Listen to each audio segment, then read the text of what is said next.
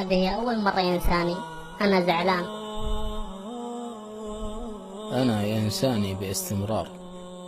أنا دائما أكلمه ويكلمني. أنا أحدثه دائما وهو لا يسمعني. أنا لدي مميزات، إرسال واستقبال الرسائل. أنا كلي رسائل وبشائر ووعود جميلة إن صاحبني، ومع ذلك يقاطعني. أنا تخرج مني ذبذبات ضارة على الجسم والعقل، بالرغم من هذا لا يستغني عني. أنا طبيب الأرواح والنفوس والأجساد، ومع ذلك يستغني عني. أستأذنك، لقد عاد ليأخذني. ألم أقل لك أنه لا يستطيع الاستغناء عني؟